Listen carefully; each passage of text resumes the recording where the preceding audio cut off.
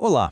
Hoje a gente vai fundo numa análise bem específica, a de um protocolo técnico chamado FIP16. A fonte que estamos analisando descreve de um jeito impressionante. Não como uma simples tecnologia, mas como o ponto final, a culminação de processos históricos e sistêmicos que vem de muito, muito tempo. Vamos mergulhar nessa engenharia para entender o que ela realmente propõe. Para começar, o ponto de partida é entender o que a fonte define como a marca. E olha, a primeira coisa a notar é que não se trata de um objeto físico, sabe? Não é um chip, nada disso. A ideia aqui é de uma interface. É o que a análise chama de protocolo de interface final. Basicamente um sistema projetado para ser o elo, o vínculo definitivo, ligando o direito de uma pessoa existir social e economicamente a uma prova de lealdade a esse mesmo sistema. Bom, a nossa análise vai seguir uma lógica bem clara. A gente começa entendendo o protocolo, depois volta na história para ver o que seria o seu ensaio geral, passa pela evolução da economia até chegar em como essa marca se materializa e, no fim, a escolha que ela coloca na mesa. Então, vamos lá. Nessa primeira parte, a gente vai detalhar o que seria exatamente essa interface, como é que ela funcionaria na prática como um mecanismo técnico de submissão ao sistema. A análise descreve as funções de forma bem específica. Primeiro, um handshake de identidade. Pensa num aperto de mão digital que valida quem a pessoa é.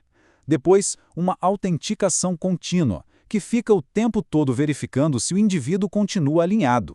A partir daí, o protocolo daria a permissão de acesso à economia e à sociedade. Na prática, ele se torna um selo que conecta a consciência da pessoa diretamente ao sistema. E aqui está o pulo do gato, um ponto central dessa análise. O protocolo, por si só, não cria a submissão do zero. Ele apenas a oficializa.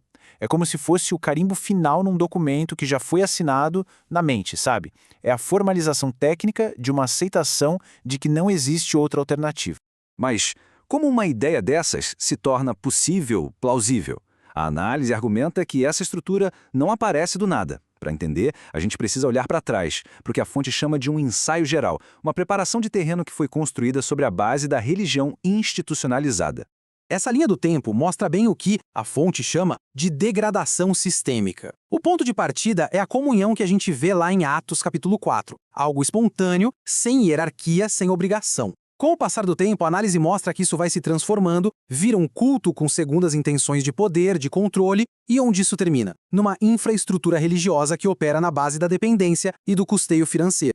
Essa comparação aqui é muito forte. De um lado, liberdade, graça, espontaneidade. Do outro, o sistema institucional introduzindo obrigação, mérito, medo. Segundo a análise, essa troca foi o que criou um modelo mental, um protótipo psicológico. Basicamente, treinou as pessoas a aceitarem que pertencer tem um preço e exige obediência a uma estrutura, uma preparação perfeita para o tipo de controle que o FIP16 viria apenas formalizar.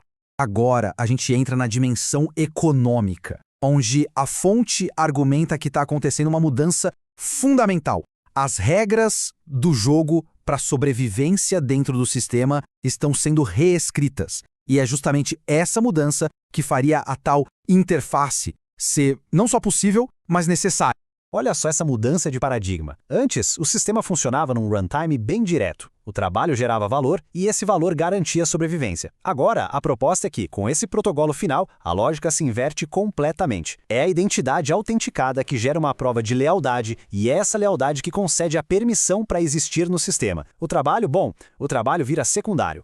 Mas por que essa mudança seria necessária? A fonte aponta para um conceito bem pesado. O excedente humano. A teoria é que, como a inteligência artificial e a automação substituindo o trabalho, uma parte enorme da população se tornaria um custo e não mais um ativo produtivo. A marca, nesse cenário, surgiria como um filtro para gerenciar essa população. E aí o que passa a ter valor não é mais a capacidade de produzir, mas sim a obediência e a lealdade ao sistema.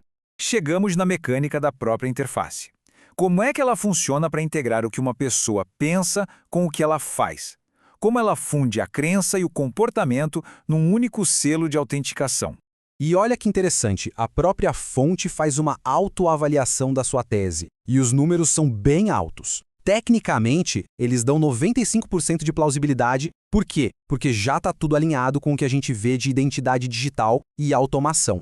Do ponto de vista lógico, 90%, porque, bom, é bem coerente com a psicologia de controle de massas, e historicamente 85%, justamente porque essa transição dos modelos anteriores teria sido o tal ensaio geral para esse momento. A localização da interface segundo análise é simbólica e muito importante, fazendo uma ponte com profecias antigas. A testa representaria a consciência, a pessoa concordar ideologicamente, aceitar a narrativa do sistema. Já a mão seria a ação, a obediência na prática, no consumo no trabalho. A análise sugere que o sistema iria querer os dois, mas no mínimo um deles já seria suficiente para ter o acesso. E aqui, a gente volta para aquele ponto central. A marca física, a interface em si, seria só o último passo. A verdadeira submissão, argumenta a fonte, acontece muito antes, acontece na mente. Acontece no momento em que a pessoa aceita a lógica do sistema como algo inevitável, sem alternativa. E tudo isso nos leva à seção final. O protocolo, então, é apresentado como um ponto de bifurcação, um divisor de águas que força uma escolha definitiva entre duas realidades que são totalmente opostas. A fonte termina a análise com esse contraste teológico bem direto. De um lado, o que ela chama de marca da besta, um controle que vem de fora para dentro que dá um acesso condicional por uma interface larga, fácil, conveniente. Do outro lado, o selo de Deus, que seria um pertencimento que vem de dentro para fora, oferecendo vida verdadeira através de uma porta estreita, fora desse sistema. E assim, a conclusão dessa análise é que a tecnologia é só a ferramenta. O verdadeiro critério de divisão, segundo essa visão, não é se a pessoa usa ou não a interface, mas sim para onde ela direciona sua lealdade fundamental, o que a fonte chama, no fim das contas, de adoração. E a gente encerra com essa frase da fonte que é muito definitiva. A função desse protocolo final não seria criar um novo tipo de pessoa ou de sistema. A função dele seria apenas revelar uma filiação que já existe no coração. Não há um ato de criação, mas sim de revelação.